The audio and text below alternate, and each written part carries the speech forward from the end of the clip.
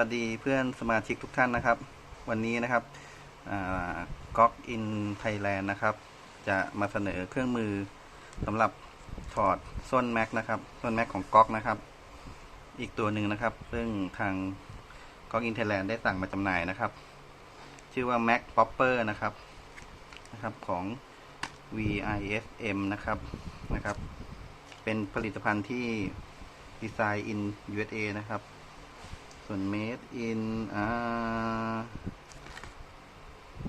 ดีไซน์นะครับทำที่ไหนไม่แน่ใจนะครับแต่ไม่เป็นไรครับ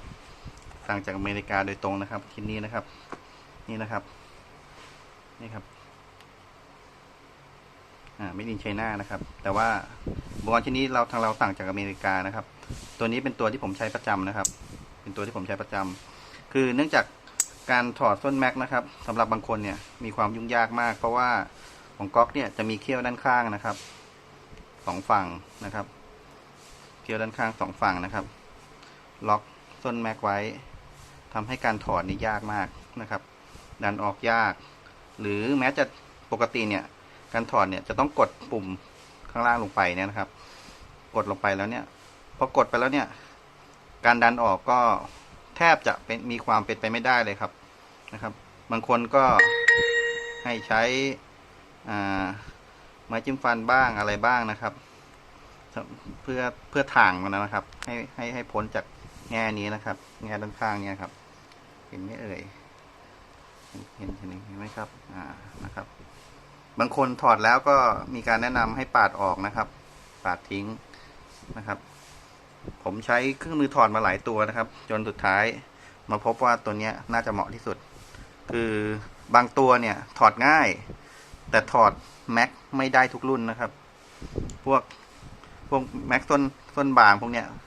ให้ถอดได้แต่พอเจอแม็กส้นหนาเข้าไปนะครับพวก30 36นะครับหรือของ43ซึ่งเป็นแบบมีต่อนิ้วก้อยมานะครับถอดไม่ได้นะครับแต่ตัวเนี้ยถอดได้ผมคิดว่าน่าจะครบแม็กทุกรุ่นนะครับของก๊อกนะครับวิธีการทำงานนะครับก็กลางเนี่ยนะครับการโยกเนี่ยมามีแม่เหล็กเก็บอยู่นะครับเวลาเก็บนะครับมันจะเป็นแม่เหล็กนะครับเดี๋ยวเรามาดูที่แม็ก19ก่อนแล้วกันนะครับก๊อก19นะครับวิธีการใช้นะครับใส่แง่เนี่ยครับกดเข้าไปในนี้นะครับกดไปในรูนะครับการทำงานก็เหมือนคันดีดคันงัดนะครับออกแรงบีบมันจะดึงออกมาเนี่ยครับเรียบร้อยครับ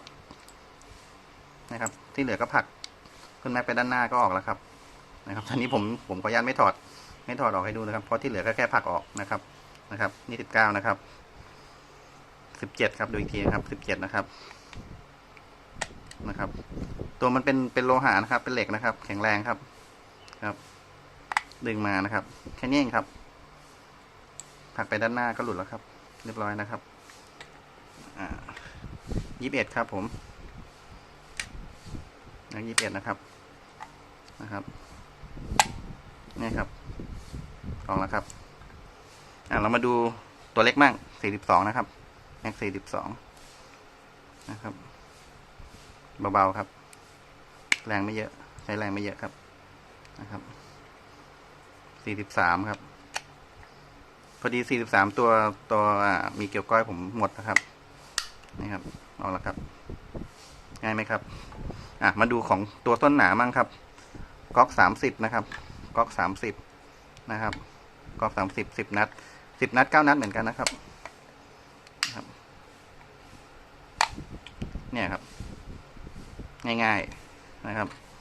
ก๊อก36ครับก๊อก36นะครับ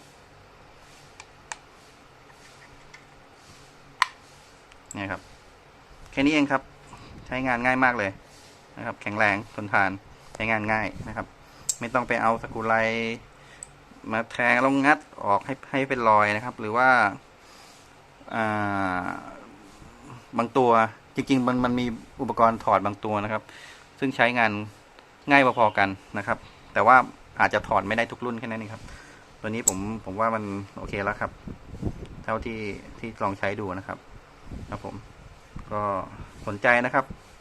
ก็ติดต่อเข้ามานะครับ มีจำหน่ายนะครับ ส่วนราคาเดี๋ยวคุยกันหลังไมค์นะครับ แจ้งทางหลังไมค์นะครับผมครับผม